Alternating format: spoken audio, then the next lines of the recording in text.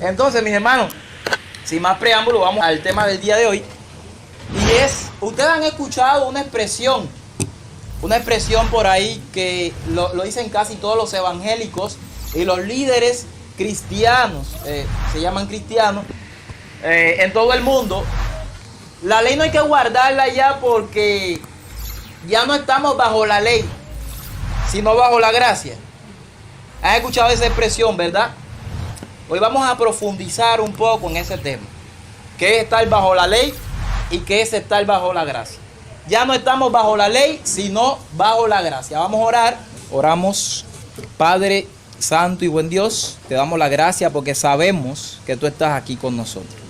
Tú dices en tu palabra que donde quiera que están 2 o 3 reunidos en tu nombre, ahí estás tú. Así que te damos gracias, Señor, porque estás en el cielo y aquí a la misma vez. Gloria sea tu nombre. Te pedimos que nos perdone todos nuestros pecados y faltas. Que no sea yo quien esté aquí, sino tú. Que sea tú el maestro y nuestro director, Señor. Y que nos enseñes todo en cuanto a este pasaje y en cuanto a los contextos, no solamente del texto, sino de alrededor de todos los capítulos, todo lo que nos diga la Biblia, Señor, acerca de este punto. Queremos, Señor Jesús, que tu Espíritu Santo esté aquí en medio nuestro. Bendice a todos nuestros hermanos donde quiera que estén por ahí también, Señor. Y permite que podamos tener pleno discernimiento para discernir tu palabra. En el nombre de Jesús, amén, Señor.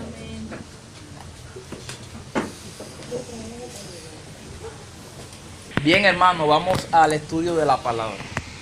Los que tengan la Biblia, vamos a abrir allí en el libro de Romanos, capítulo 6, Romanos capítulo 6, versículo 14.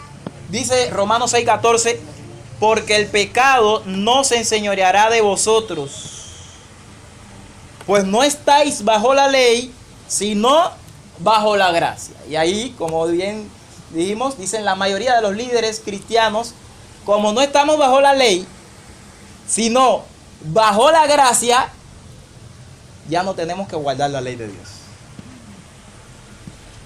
Te sacan varios textos, como por ejemplo aquí mismo un poco más arriba, dice el capítulo 5, versículo 20, pero la ley se introdujo para que el pecado abundase. Para esto está la ley, para que nos muestre el pecado. Pero dice, la segunda mitad del texto, mas cuando el pecado abundó, sobreabundó la gracia.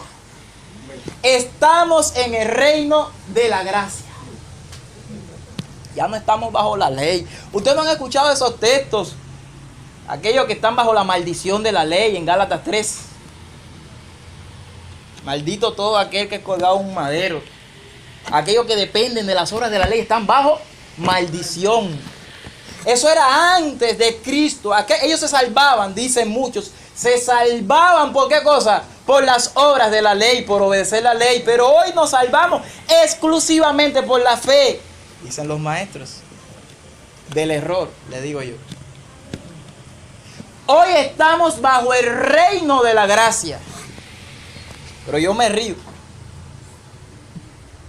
No de ellos, sino de esto que les voy a comentar ahora. Ustedes saben que siempre ando por ahí dándole estudio a católicos, pentecostales, bautistas, metodistas, apostólicos, todos los que vienen adelante. Hacemos grupitos y le damos estudio. Una vez estaba dando una clase donde habían varios de ellos y me tocó dar esta misma clase. Estábamos hablando acerca... No recuerdo si fue que alguien trajo el texto y salió a relucir. Y entonces yo le pregunto a uno de los que eran maestros en la iglesia apostólica.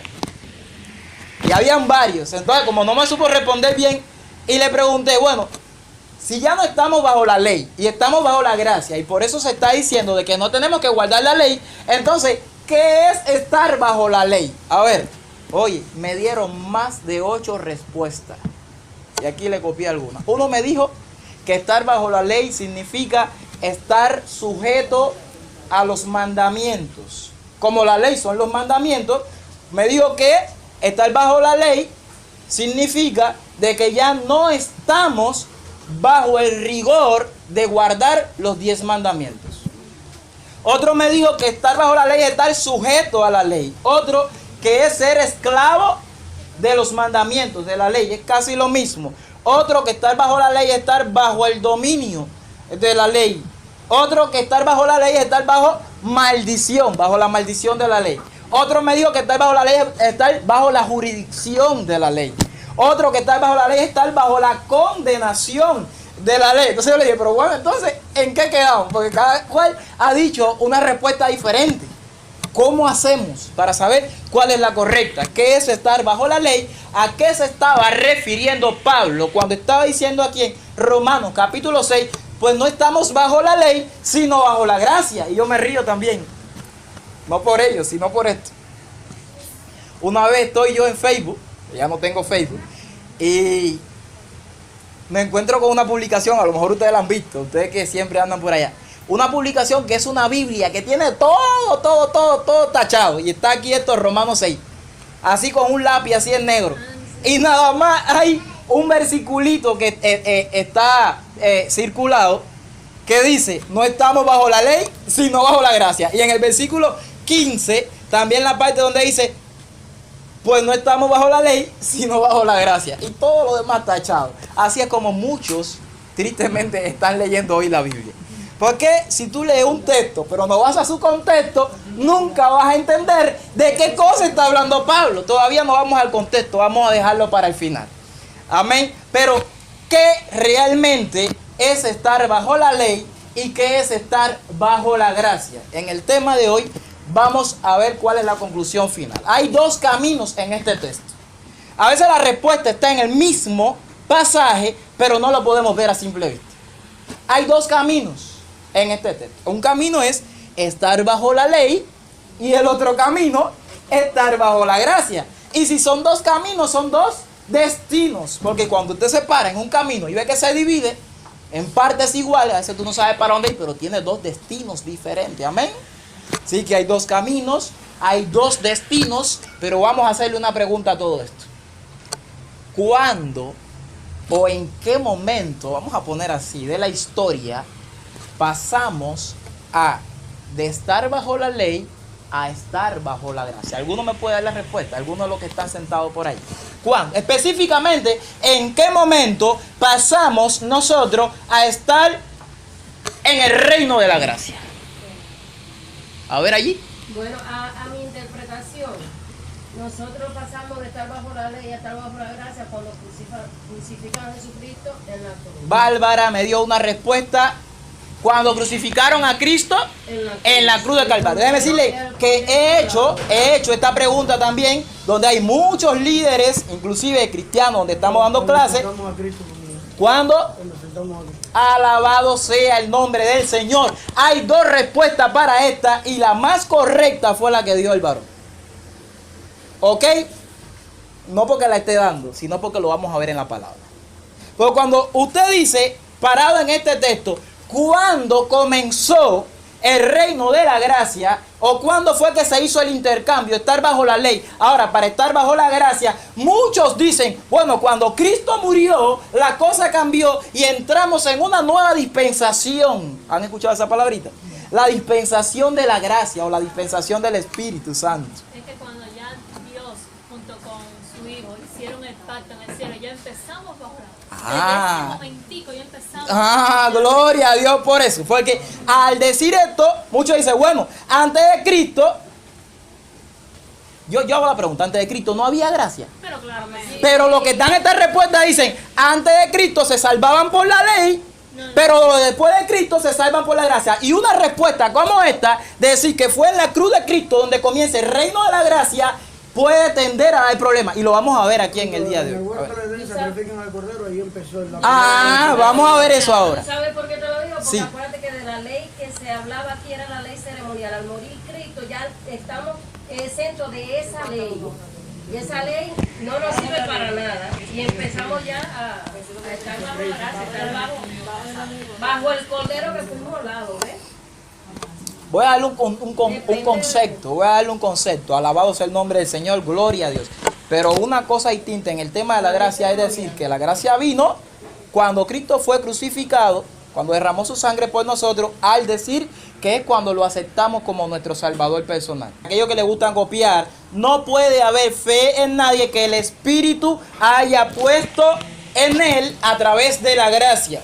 No puede haber fe en nadie que no haya aceptado en el paquete de la gracia. Y de eso hemos hablado. Acuérdense que la fe, las obras y todo aquello que tiene que ver con la justificación, santificación, hasta llegar a la completa glorificación, viene extendido en el paquete de la gracia. Hay muchos que nunca alzan su mano para tomar ese paquete. Es el Espíritu Santo quien aún provoca la fe que dices que tienes. Porque la fe de los santos, inclusive dice la palabra de los últimos días, es la fe de Jesús, no es tu propia fe. Él es quien provoca en tu vida, es la vida de Cristo perfectamente viviendo en tu vida lo que provoca la correcta fe que puede salvarnos. Amén. Así que hay que entender bien este movimiento. Primera de Corintios capítulo 6, ahí en los versículos 17 en adelante, nos dice: el que se une con el Señor, un espíritu es con Él. Y la mayor revelación del Evangelio la dio Pablo, ahí en Gálatas 2:20, cuando dijo: con Cristo estoy juntamente ¿qué? Crucificado. Ya no vivo yo, mas vive Cristo en mí. Lo que ahora vivo en la carne, lo vivo en la fe del Hijo de Dios, el cual me amó y se entregó a sí mismo por mí. La salvación, mis hermanos, la redención, la justificación, la gracia, la fe ha llegado a todos los hombres por igual. Los de antes de Cristo no se salvaban de una manera distinta a los después de Cristo. Todos los hombres siempre se han salvado y se salvarán de la misma manera. Unos mirando hacia adelante, otros mirando hacia atrás, a la cruz de Cristo. Vamos a ver enseguida de qué manera es que se salvan los hombres. Y acuérdense, la salvación tiene que ver con la gracia. Y luego vamos a ver cuándo fue que llegó el reino de la gracia, para entonces luego ver qué es estar bajo la ley. Primeramente vamos, lo que tienen su Biblia, a abrir ahí en el libro de Hechos, capítulo 4. En Hechos, capítulo 4, versículo 12. Pero yo voy a leer desde el 11 para que vean de qué nombre se está hablando allí. Miren cómo se salvan los de después de Cristo. Dice allí: este Jesús es la piedra reprobada. ¿De quién está hablando? De Jesús. Y en ningún otro hay salvación, porque no hay otro nombre bajo el cielo dado a los hombres en que podamos ser salvos. Yo le hago la pregunta: ¿se salvaban los de antes de Cristo en otro nombre o de otra manera? Nos dice aquí: en ningún otro nombre hay salvación. ¿En el nombre de quién? En el nombre de Jesucristo. Y ahora vamos a ver de qué manera es que se salvan. Segunda de Timoteo capítulo 2. Segunda de Timoteo capítulo 2 versículo 19. Pero el fundamento de Dios está como firme, teniendo este sello: conoce el Señor a los que son suyos, y apártese de iniquidad todo aquel que invoca, ¿qué cosa? El nombre de Cristo. Por allí tenemos el nombre de Jesús. Aquí tenemos el nombre de Cristo, el ungido, el mismo.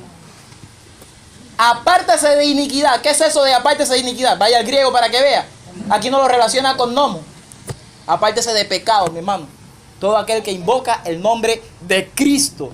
Es lo que nos está diciendo. Yo le hago la pregunta: ¿alguien se salvaba de otra manera? Por ejemplo, en el Antiguo Testamento. Vamos a ver cómo se salvaban los del Antiguo Testamento. Mire, por ejemplo, aquí en el capítulo 4 del libro de Génesis, versículo 26. Y a Set también le nació un hijo, y llamó su nombre Enos. Entonces los hombres comenzaron a invocar el nombre de Jehová. Aún los del Antiguo Testamento, esta era la línea divina, se salvaban invocando el nombre de ¿quién dice aquí? El nombre de Jehová. A ver, ¿quién es el Jehová del Antiguo Testamento? Si ustedes van allí al Joel capítulo 2, vayan a Joel conmigo. Joel capítulo 2 aparece. Hoy vinimos a estudiar la palabra de Dios. Amén. Joel capítulo 2, y tenemos aquí a Oseas. Luego Joel capítulo 2, versículo 32 dice: y todo aquel que invocare el nombre de Jehová será salvo. Jehová salva, es lo que dice realmente aquí en el hebreo. El nombre que se invocaba era el nombre de Jehová para salvación, nos dice claro la palabra de Dios. Si vamos al Nuevo Testamento, nos dice lo mismo que estamos leyendo aquí. En el libro de Joel, lo mismo, pero ya con otro nombre, con el nombre de Jesucristo. Eso está en Romanos capítulo 10, versículos del 9 al 13. Vamos a ir, yo quiero ir allí, No lo iba a leer, pero lo voy a leer. Romanos capítulo 10. Miren aquí el versículo 9 lo que nos está diciendo. Que si confesares con tu boca que Jesús es el Señor, ¿de qué nos está hablando ahí? Y creyeres en tu corazón que Dios le levantó de los muertos, serás salvo. Ahora miren lo que nos dice versículo 13. Porque todo aquel que invocare el nombre del Señor será salvo. La misma forma de salvarse. Por ejemplo, tenemos un texto bien famoso. Y ese texto famoso que nos ayuda a ver a simple vista que se salvaban de la misma manera es el que tenemos ahí en Efesios capítulo 2, versículo 8. ¿Se acuerdan de ese texto? Por gracia, que dice Efesios 2, 8. Porque por gracia sois salvos por medio de la fe. Lo mismo dice en el versículo 5. Aún estando nosotros en pecado, nos dio vida juntamente con Cristo. Por gracia sois salvos. Porque por gracia sois salvos por medio de la fe. Y esto no de vosotros, pues es un don que viene de ¿dónde? Que viene del cielo, viene de Dios. No por obras para que nadie se gloríe. Yo le hago la pregunta a este texto. En el tiempo de el Antiguo Testamento, ¿se salvaban por otra cosa que no fuera por gracia? Que no fuera por fe. Hermano, usted a este texto lo que tiene es que ponerle Hebreo capítulo 11. Porque los padres y los héroes de la fe, el padre de la fe es Abraham, pero los héroes de la fe, ninguno es del Nuevo Testamento. Oye, qué maravillosa la Biblia, ¿eh? Toditos los héroes de la fe son del Antiguo Testamento. Y el padre de la fe nos dice que le fue contada por justicia, ahí en Romanos capítulo 4. Y nos está diciendo que las obras para salvación nada. ¿Qué tiene que ver esto de las obras con la salvación? Ahorita vamos a hablar un poquitico más de esto. Abajo del texto mira lo que nos dice de las obras. Porque somos hechura suya, creados en Cristo Jesús para, mira, la fe, juntamente ahora con las obras, creados para buenas obras, las cuales Dios preparó de antemano para que anduviésemos en ellas. Si alguno quiere decir por ahí que las obras no hacen nada y que tienen nada que ver con la salvación, pero si lo que hizo Abraham, que fue contado como el padre de la fe, fue ¿qué? Fue y sacrificó, quería sacrificar a su hijo, fue a orar. Lo podemos ver allí en Hebreos, creo que capítulo 11, versículo 7 y más adelante también. Él obró, él fue, él quiso hacer el sacrificio. Cada uno de ellos se le contaba su fe por justicia, por la obra que hacían. Y ahí en Santiago capítulo 2, versículos del 17 al 25, nos dice, muéstrame tu fe sin tus obras, que yo te voy a mostrar mi fe por mis obras. Y te dice clarito que el hombre es justificado también por las obras y no solamente por la fe. Versículo 24. Alabado sea el nombre del Señor. La gracia siempre estuvo en todo lugar, mi hermano. Vamos a Tito 2. Tito capítulo 2. Y miren allí lo que nos dice. Tito 2, versículo 11. Porque la gracia de Dios se ha manifestado para salvación a los hombres después de Cristo. ¿Ustedes están leyendo conmigo? ¿Así es lo que dice ahí? No. A todos los hombres, alabado sea el nombre del Señor. La gracia de Dios se ha manifestado a quienes, a todos los hombres, y esto incluye también a los hombres que vivían antes de Cristo. Para ellos también hubo gracia. Siempre hubo gracia. Nos lo dice la palabra de Dios. Pues claro que nos lo dice segunda de Timoteo capítulo 1. Y si le vas a poner ojo a un texto, va a ser a este que vamos a leer ahora. Segunda de Timoteo capítulo 1, versículo 9. Dice, quien nos salvó y nos llamó con llamamiento santo, no conforme a nuestras obras, sino según el propósito suyo y la gracia que nos fue dada en Cristo Jesús antes de los tiempos de los siglos. ¿Cuánto dicen amén a esto? Amén. ¿Quiénes son aquellos que todavía están diciendo que la gracia fue dada cuando Cristo murió en la cruz del Calvario? Cuidado con esto. Acuérdense que el Cordero ya había muerto desde antes de la fundación del mundo. Y desde la fundación del mundo, como dice Apocalipsis 13:8, aquel que cubrió a Adán y a Eva con el manto de su justicia, no con la justicia del hombre, hoja de higuera, sino que lo cubrió con pieles, fueron los corderos que murieron en su lugar. Porque la palabra decía, el día que comas del árbol, ciertamente morirás. Y Cristo murió como sustituto del hombre en ese día.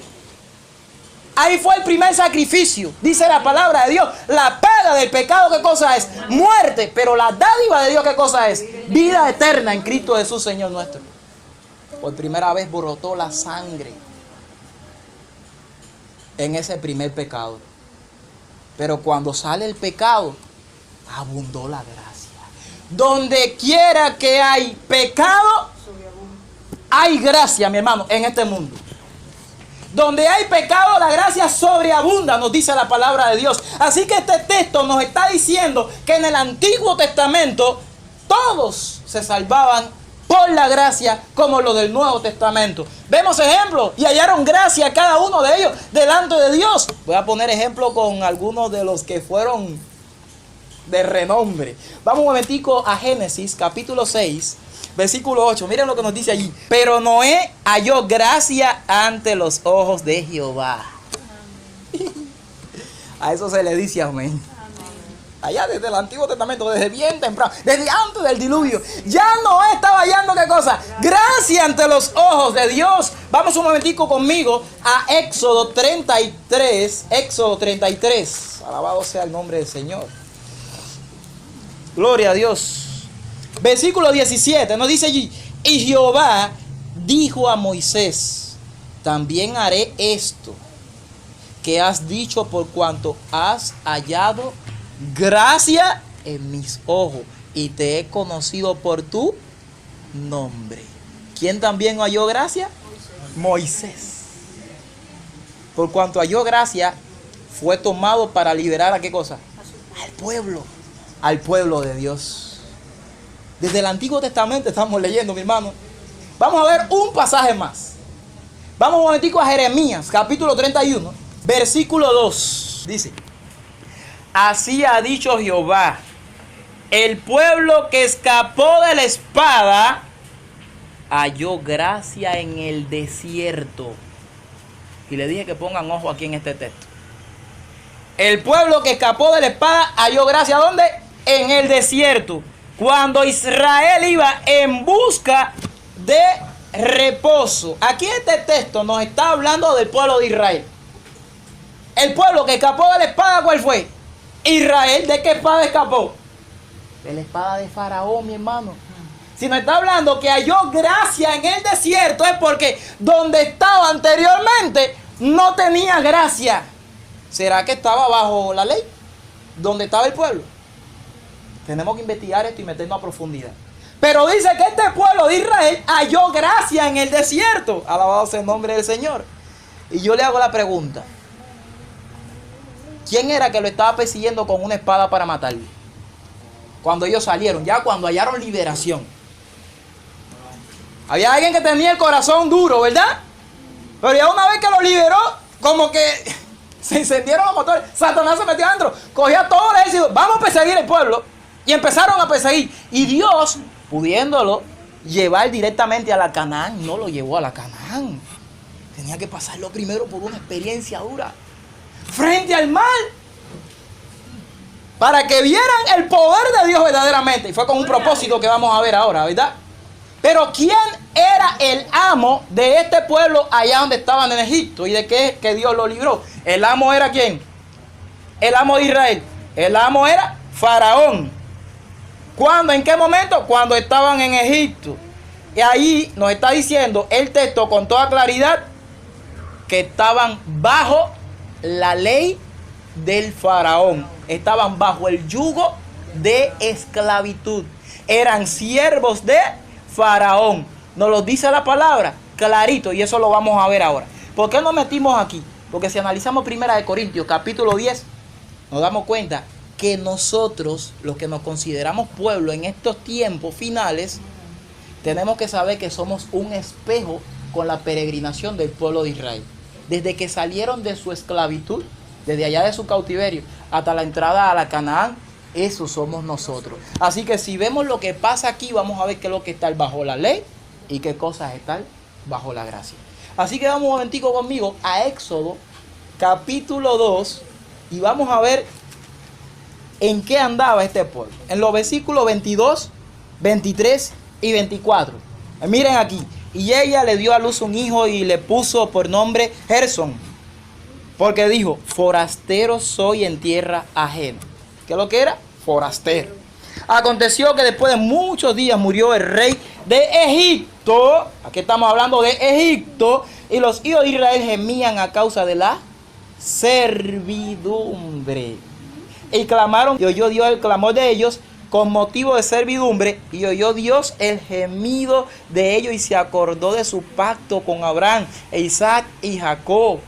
Se acordó de su pueblo Israel, por aquellos padres con quienes había hecho pacto, a estos a quienes Dios amaba. ¿Qué es lo que eran según estos pasajes? ¿Qué es lo que ellos eran en la tierra de Egipto? Eran esclavos, estaban bajo el yugo de ¿qué cosa? De servidumbre. Vamos un poquitico más adelante, capítulo 3, versículos 7 y 8. Dijo Jehová, bien he visto la aflicción de mi pueblo que está en Egipto, y he oído su clamor a causa de sus extractores, pues he conocido su angustia y he descendido para librarlo de mano de los egipcios. En el versículo 9 también lo dice, los egipcios están oprimiendo a mi pueblo. Así que ellos estaban en un lugar que no se debían a ellos mismos. Estaban en un lugar que no podían servirle correctamente a Dios. Pero aún así eran el pueblo de Dios. Ahora, ¿quién era el pueblo de Egipto en toda esta historia que estamos nosotros leyendo, según la palabra? Por ejemplo, ¿quién era Faraón? ¿Qué nos dice la palabra de Dios? ¿Quién es Faraón? ¿Alguien me puede decir quién es Faraón? Espiritualmente ahora. Vamos un momentico a aquellos que tienen sus Biblias a Ezequiel capítulo 29. Ezequiel 29, versículo 3. Ezequiel 29, 3. Y dice allí, desde el versículo 2, nos viene hablando de Faraón, profetiza contra Faraón, rey de Egipto, profetiza contra él. Pero nos dice, habla y di, así ha dicho Jehová el Señor, he aquí que yo estoy contra ti, Faraón, rey de ¿qué? De Egipto, gran dragón. ¿Quién era el Faraón? Satanás en nuestro tiempo, ¿verdad?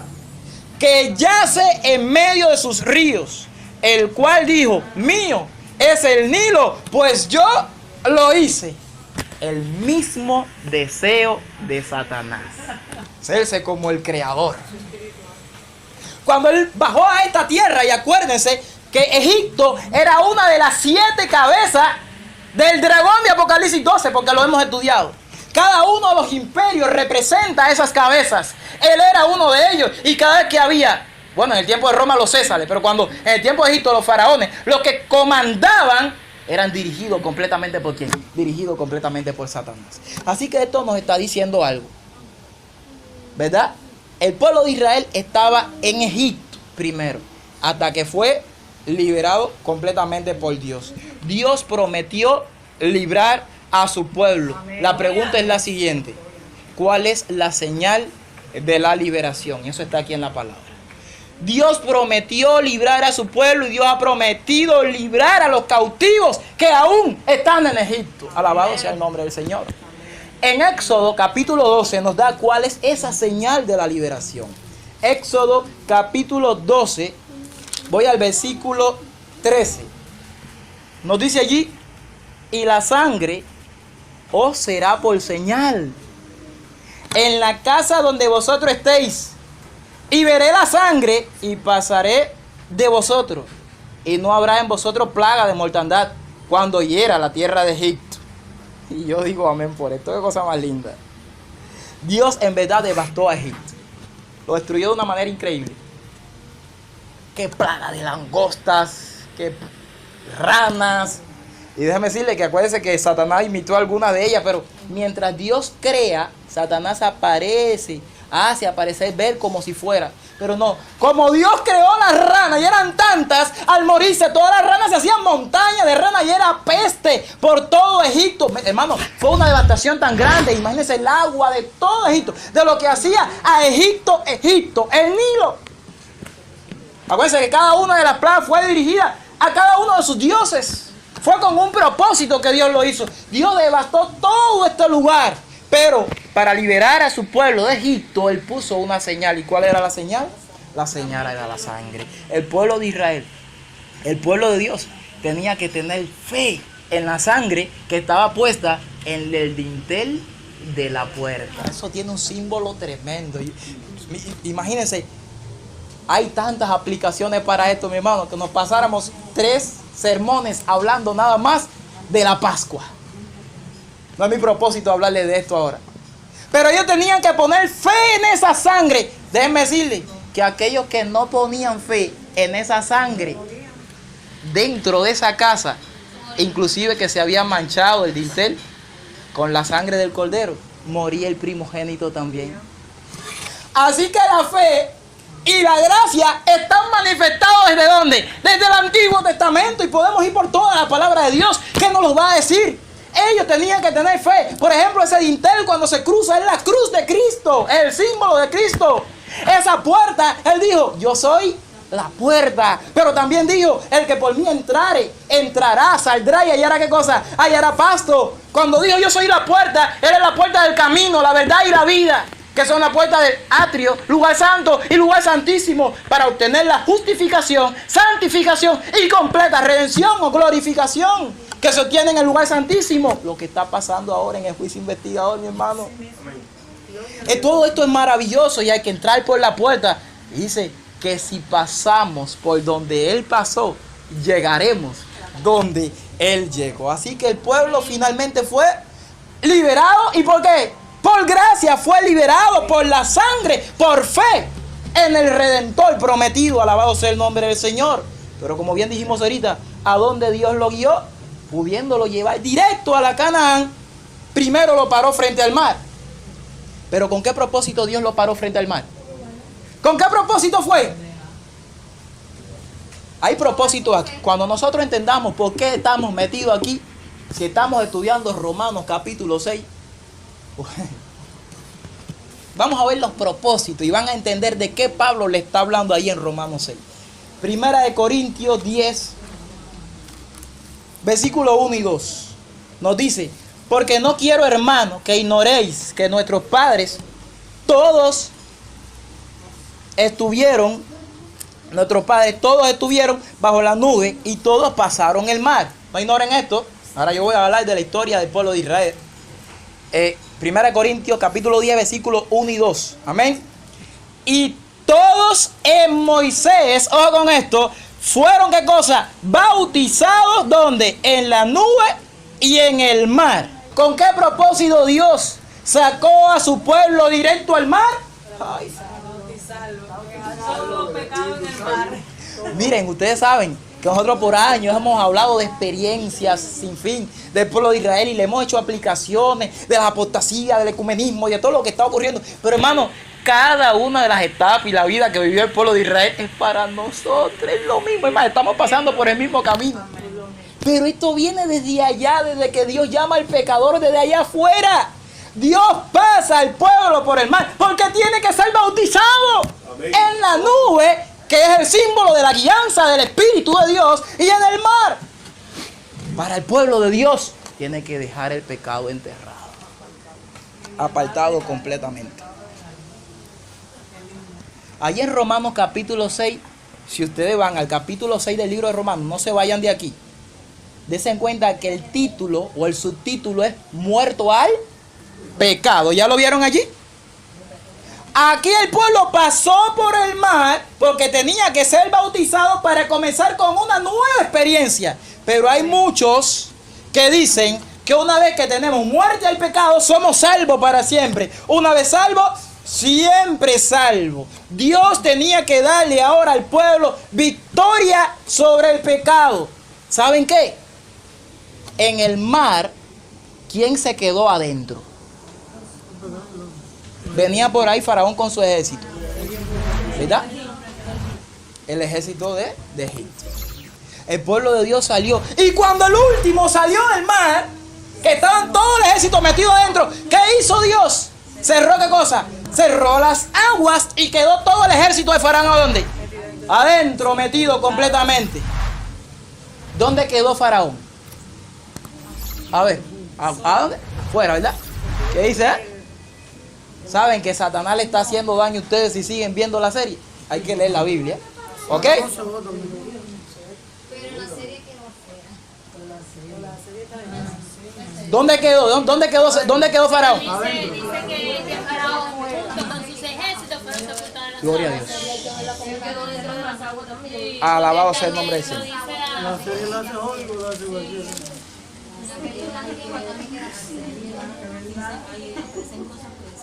Miren, mi hermano, cada una de estas cosas tiene un propósito, ¿ok? En Éxodo nos dice que fue el ejército de Faraón. Pero si vamos al Salmo 136, el Salmo, versículos 14 y 15 nos dice: e hizo pasar a Israel por en medio de él, porque para siempre es su misericordia. Está hablando del Mar Rojo. Y arrojó a Faraón y a su ejército en el Mar Rojo, porque para siempre es su misericordia. Así que Satanás lo que está transmitiendo con cada una de estas series es que aún él tiene parte en la vida del creyente que fue bautizado. Es lo que está diciendo él. Él se queda siempre afuera, ¿verdad? En todas las películas, en todas esas series. Pero Satanás fue ahogado. Y es allí a donde Dios quiere llevarte. Es lo que quiere que tú veas. Como dice el himno: en el mar dejaré mis pecados. Dejaré. Nunca más se hallarán. Y con Cristo viviré. Alabado sea el nombre del Señor. Los pecados quedan completamente sepultados. Hay una lluvia temprana. Y luego allá en el Jordán una tardía. No es mi propósito hablar de nada de esto. Lo que sí quiero es que entiendan que por gracia Dios sacó a su pueblo de Egipto. Y por gracia lo sacó por el desierto. Y comenzó a hacerle pruebas ahora a este. Pero cuando ellos salen del mar, ¿a dónde creen que Dios los dirige? Yo no les voy a hablar mucho de ellos, porque ya tenemos que entrar ya lleno en Romanos 6. Vamos un momentico a Éxodo 19. En Éxodo 19, versículo 1, nos dice ahí el 1 y el 2, que ellos se pararon frente al monte Sinaí. Y esto fue a los 50 días. Y en el versículo 4 nos dice: vosotros visteis lo que hice a los egipcios, y cómo os tomé sobre alas de ¿qué? De águila, y os he traído ¿a dónde? A mí. ¿De qué está hablando Dios aquí con el pueblo? Mi hermano, Dios está diciendo aquí que Él los salvó. Esa es la palabra, literal.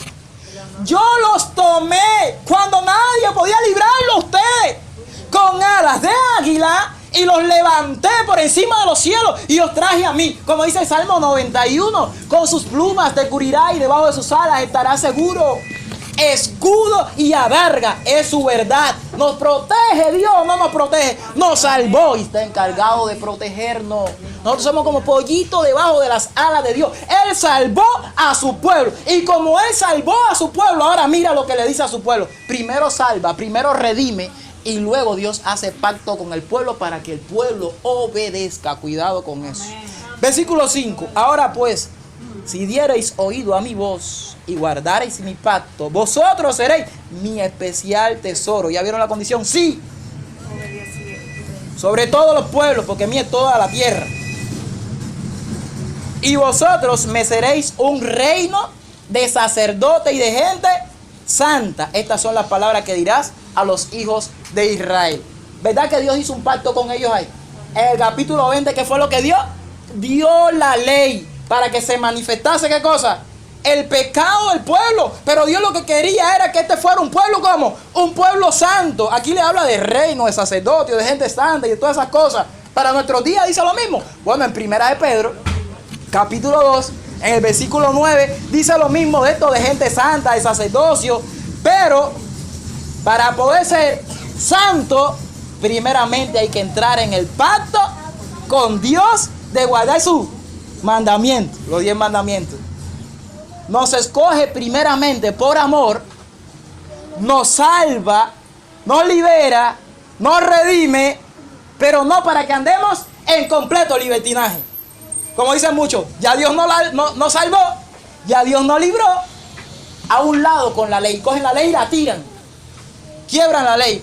Hay algunos que dicen, me perdona la expresión, pero así es como dijeron ayer en la Loma del Viento. Ya nosotros somos salvos por gracia, al diablo con la ley, que el Señor lo perdone. Así mismo, Dios nos da la salvación para que nosotros, por amor a lo que ha hecho por nosotros, le obedezcamos su pacto. No para que andemos en libertinaje, mi hermano. El verdadero propósito por lo cual Dios sacó a su pueblo de Egipto, ¿para qué fue? Vamos al Salmo, la palabra de Dios nos lo tiene que decir. Salmo 105, los últimos versículos, voy de 42, nos dice, porque se acordó de su santa palabra, dada a Abraham su siervo. Sacó a su pueblo con gozo. ¿Cómo lo sacó? Con gozo al pueblo, con júbilo a quienes, a sus escogidos. Les dio la tierra de las naciones. ¿Pero con qué propósito? Último versículo. Para que guardasen sus estatutos y cumpliesen sus leyes. Aleluya. Y este es el verdadero motivo por el cual el pueblo de Dios tiene que decir aleluya. Pero cuando usted habla de aleluya, cuando habla de ley, entre aquellos que dicen que la ley de Dios fue quebrada, abolida, no dicen mucho aleluya, se mantienen calladitos. No, ya están los legalistas estos por ahí. Pero la palabra de Dios nos dice que Él libera a su pueblo para que guarden sus leyes. Ahí es donde hay que decir aleluya, mi hermano. Ese es el verdadero propósito de la liberación, para dar su ley. El amor viene primero, ya lo vieron ustedes, y luego viene la obediencia a la ley de Dios. Y le doy un testigo más, aunque sea, o dos. Deuteronomio 11, por lo menos en esta sesión. Deuteronomio 11, versículo 1, y nos dice, amarás pues a Jehová tu Dios. ¿Ya vieron bien? El amor viene primero. Amarás pues a Jehová tu Dios y guardarás sus ordenanzas, sus estatutos, sus decretos y sus mandamientos todos los días. Nosotros no podemos guardar la ley para manifestar su amor. Nosotros le amamos, y como le amamos, demostramos que guardamos su ley. Es una cosa bien diferente. Deuteronomio 10, versículo 12 y 13 nos dice, ahora pues Israel, ¿qué pide Jehová tu Dios de ti? Sino que temas a tu Dios, que andes en todo tu camino y que lo ames. Eso es lo que pide. Lo primero que pide es que lo ames. No tanto que lo guarde, que sea un rigor. No, que lo ames. Amén. Recíprocamente. Bien, entonces, el guardar la ley. Primero amor, ¿verdad? Ahora vamos a ver lo que nos dice el versículo 13. Que guarde los mandamientos de Jehová, sus estatutos, que yo prescribo hoy, para que tenga prosperidad. Ya que hemos entendido todo lo que hizo Dios con el pueblo de Israel, cómo lo salvó, ¿por qué? Por gracia. Porque fueron salvos en verdad, ¿por qué? Por gracia el pueblo de Israel. Entonces podemos ir a Romanos capítulo 6 y ahora leer el texto para ver si podemos entender un poquitico más el contexto. Versículo 14 nos dice, porque el pecado no se enseñoreará de vosotros. Yo sé que ahora ustedes lo van a entender mucho mejor. Porque el pecado no se enseñoreará de vosotros, pues no estáis bajo la ley, sino bajo la gracia. Ya vieron ya el contexto en el mismo texto. Aquí que nos muestra dos caminos o dos opciones. Estar bajo la ley o estar bajo la gracia. Pero si el texto al inicio nos está diciendo, porque el pecado no se enseñoreará de vosotros, pues como ya no estamos en la ley, no puede enseñorearse de vosotros, sino que estamos bajo la gracia. El texto mismo lo que nos está diciendo es que cuando estamos bajo la ley, estamos siendo siervos del pecado. Es lo que nos está diciendo el texto. Mire, yo vi muchas traducciones. Por ejemplo, la Biblia de lenguaje sencillo, varias. La Biblia de las Américas, varias. Y en cada una de esas traducciones, aquí tenemos que en una dice, porque el pecado no será vuestro amo. O el pecado no será vuestro rey. O el pecado no será tu gobernante. El pecado no te dominará. No estarás bajo el dominio del pecado. En otras palabras, el pecado no se enseñoreará de ti. El pecado no será tu señor. El pecado no será tu faraón. La palabra de Dios nos está diciendo aquí a las claras que estar bajo la ley significa estar bajo servidumbre ¿de quién? De Satanás. Este contexto de Romanos 6, estar bajo la ley es estar bajo ¿qué cosa? Bajo la condenación de la ley. Y estar bajo gracia es completamente lo opuesto. Cuando salgo de condenación a la libertad. Tenemos que verlo también en el contexto del mismo capítulo. ¿Ok? Miren, hermano, lo van a entender un poquitico mejor con una historia que les voy a dar. Me recuerdo en esta hora la historia de George Joning. Ahora no recuerdo exactamente el país, pues sé que fue por 1950 por allá, bien lejos, una historia vieja. De África. Este hombre era de la iglesia cuando era muy pequeño y muy pequeño también se apartó de la iglesia. Ahora ustedes sí van a entender qué es estar bajo la ley y qué es estar bajo la gracia. Muy pequeño se apartó ¿de dónde? Este hombre se hizo uno de los delincuentes más grandes de toda esa ciudad. Era tanto la delincuencia y la andanza este muchacho, cuando joven, ya se hizo un hombre en todo esto, que él llegó a ser cabecilla, no recuerdo ahora la cantidad de pandillas. Él era la cabeza y preparaba a jóvenes, preparaba a hombres en todas las artes, para robar, para matar, para hacerle todo tipo de hazañas. Resulta ser que este hombre por mucho tiempo estuvo velando a otro hombrecito que no era cualquier tipo de persona. Venía de la iglesia, de la misma iglesia de donde él era cuando era pequeño, pues él estaba completamente descabezado. Y lo veló cuando iba entrando a su casa, doblando aquel callejón famoso. Y en la parte del fondo del callejón, especialmente cuando estaba al borde de su casa, abriendo la puerta de su carro, fue asaltado por él y otro compañero que andaba con él. Le fueron quitadas las llaves. Lo más lindo del asalto fue que el hombre murió, lo mataron.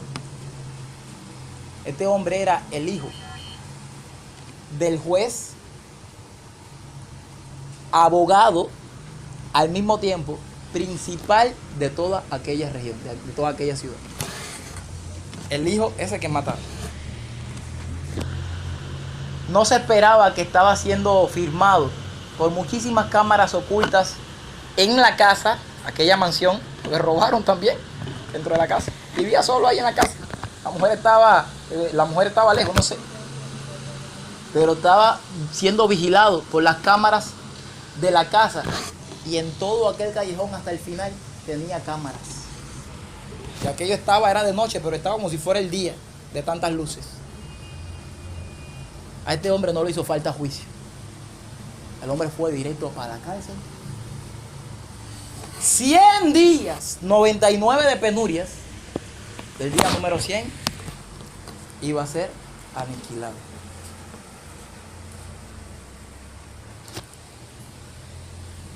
Buena condena, ¿verdad? ¿Qué creen ustedes? ¿Se lo merecía o no? Este hombre que está en la cárcel ahora, ¿está bajo la ley o está bajo la gracia? ¿Se están dando cuenta de qué significa estar bajo la ley? Estar bajo la ley es simplemente, yo transgredí la ley, ahora el peso de la ley me cayó encima. Me cayó el peso de la ley encima. El hombre con una pesada de ladrillo que tenía iba contando los días. Pero ¿saben qué pasó? Tuvo como 2 o 3 sueños extraños en la prisión. Y aquellos sueños se recordaba de escenas cuando iba a la iglesia con su abuelita desde pequeño. ¿Saben qué? Cristo se le reveló a este hombre allá adentro en la prisión. En el día 99 tuvo una visión que entraba por las puertas de la prisión un rayo de sol. ¿Y saben qué pasó el día 99? Este hombre se entregó a Cristo dentro de la prisión. Entregó su corazón. Maravilloso. El día número 100, bien en la mañana, bien temprano, oía que se abrían todas las puertas de las cárceles hasta llegar a la puerta de su celda. Y él no quería mirar. Cuando miró de reojo, veía al mismo Señor, chiquitico, bajito, vestido de blanco, con aquel sombrero blanco, el padre del hijo a quien había matado. Y él se tiró de rodillas y comenzó a orarle al Señor Jesús, pidiéndole de todo tipo de perdón por los pecados que había cometido, y sabía que le tocaba una justa condena. Cuando el hombre entró a la celda, le dijo: por favor, ten piedad de mí. Y el hombre se dirigió a donde estaba y le dijo: Jorge, sale, estás libre. Él no creía las palabras que estaba oyendo, porque verdaderamente no se lo merecía. En segundo lugar, pensaba que estaba oyendo algo que estaba en su mente. Y él le dice: ¿cómo? Sale, que estás libre. Todas las puertas de la cárcel están abiertas para ti. Él dice: pero yo no me merezco esto, perdóname. Y se le tiraba para el piso para abrazarlo en el piso. Y él le dijo: pues párate. No es a mí a quien tiene que darle gracias, es a Jesucristo que te ha perdonado y es Él quien te ha liberado. Esto es increíble, esta historia, fuertísima. Aquel hombre salió de la cárcel. Aquel hombre salió de la cárcel hasta que por fin vio la luz. Le era dura, pero respiraba aire de liberación. Cuando él estaba afuera, comenzó a darle gracias a Dios. Y déjeme decirle que llegó a ser uno de los evangelistas más grandes, George Johnny, de África. Miren, hermano, el hombre que está ahora allá afuera, ¿se merecía estar allá afuera, sí o no? Se merecía estar allá afuera. Él se merecía, él que había matado, que había hecho todo, se merecía una condena justa, ¿verdad? Pero el hombre le dijo: pues sale, Dios te ha perdonado. Y este hombre sí tenía los poderes jurídicos para hacer todo esto, de aquí de la tierra, los poderes legales. El hombre que fue liberado ahora, ¿está bajo la ley o está bajo la gracia? Bajo la gracia. Yo creo que ustedes están entendiendo el capítulo 6 de Romanos. Ahora sí han entendido el texto, yo creo que perfectamente. Estar bajo la ley es estar bajo la condenación de la ley. Estar bajo la gracia es estar bajo ¿qué cosa? Bajo la libertad con que Cristo nos hizo libre, hermano. Amén. Alabado sea el nombre del Señor. El Padre, a través del Hijo, nos dio vida en su muerte, en su carne y en su sangre. Alabado sea su nombre. En Cristo Jesús somos más que vencedores. Usted no ha escuchado varios textos, en la Biblia hay varios, en Hechos 2 y donde quiera, donde dice: el que creyere y fuere bautizado será salvo, mas el que no creyere, ¿qué es lo que es? Será condenado. Pero hay un texto en la Biblia, en Juan capítulo 3, versículo 18, que nos dice: el que no creyere ya ha sido condenado o ya está condenado. ¿Lo han visto el texto? Juan 3, 18, vayan y búsquenlo. Nosotros estamos condenados, hermano, desde que nacemos. ¿Estamos bajo qué cosa? El himno dice: antes que llorara yo, ya por mí lloraba él. Y antes que supiera orar, él por mí gustó la hiel. Cristo nos amó primero. Él vino a nuestro encuentro. Él tomó nuestro lugar. Él murió por nosotros. Nos ha dado libertad. Él nos ha hecho libre, mi hermano. Amén. Nos ha sacado de la cárcel del pecado. Nos ha sacado de la condenación. Así como George Johnny, que fue liberado de cadena perpetua, o de la muerte, o de la cárcel. Liberado. Cristo nos libera con verdadera libertad.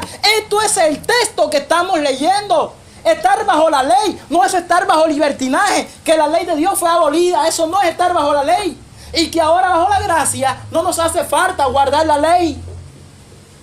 El hombre que fue liberado ahora podía seguir robando. Sí, Yo les podía. hago la... Gloria a Dios. Claro que sí podía. Amén. Podía seguir matando. Podía seguir violando. Podía seguir siendo jefe de pandilla. Podía tener la misma vida que tuvo antes de ir a la cárcel del pecado. Sí podía, pero por amor a la liberación ya cambió la vida completamente. Esto es estar bajo la gracia, mis hermanos. Y esto es lo que nos muestra la Biblia. Cuando nosotros leemos todo el capítulo 6 del libro de Romanos, nosotros nos damos cuenta de la idea que nos quiere dar Pablo. La idea que nos quiere dar Pablo es esa. Por eso, vamos a leer de nuevo el texto. Porque el pecado no se enseñoreará de vosotros. Y le hacemos la pregunta: ¿cuándo el pecado es nuestro Señor? Cuando estamos condenados, cuando estamos en la cárcel del pecado. Pues no estamos bajo la ley, sino que estamos en libertad. Por eso él dijo: y conoceréis la verdad, y la verdad os hará libre. Pero el texto 15 nos dice que pues pecaremos, porque no estamos bajo la ley, sino bajo la gracia. En ninguna manera. Lo mismo que estamos viendo aquí. Por eso desde el versículo 1, él nos viene diciendo que pues diremos: perseveraremos en el pecado, porque ya estamos bajo el reino de la gracia, para que la gracia abunde. En ninguna manera. Si ya yo salí de aquella cárcel, ¿por qué ahora tengo que seguir pecando? ¿Se dieron cuenta que es el mismo tema? Porque los que hemos muerto al pecado, ¿cómo viviremos aún en él? Y todo, mi hermano. Ahora comienza en versículos 3 y 4 y 5 a hablarte del bautismo, de la misma experiencia que pasó el pueblo de Israel. Por eso los llevé ahorita a esa historia. Nos comienza a hablar del bautismo, que es lo mismo, cómo Dios nos va sacando de la cárcel del pecado y nos trae a libertad. Versículo 6, al final nos dice, bueno, sabiendo esto, que nuestro viejo hombre, ya estamos viendo ya todo el contexto del capítulo, ¿verdad?, fue crucificado juntamente con él, para que el cuerpo del pecado sea destruido, a fin de que no sirvamos más al pecado. ¿Se dieron cuenta que el contexto de todo el capítulo es que Faraón no sea tu amo, a fin de que ya no le sirvamos más a él? Ahora tenemos que servirle ahora a otra gente. Versículo 7 dice: porque el que ha muerto ha sido justificado del pecado, y si morimos con Cristo, creemos que también viviremos con él. Y ese es todo el contexto. Mira el versículo 12. No reine, la misma expresión, pues el pecado en vuestro cuerpo mortal, de modo que lo obedezcáis en su concupiscencia. Faraón, que no reine en ti, que no reine en ti Satanás. Y ya luego que vemos ese texto que estamos estudiando ahora, nos dice el versículo 16.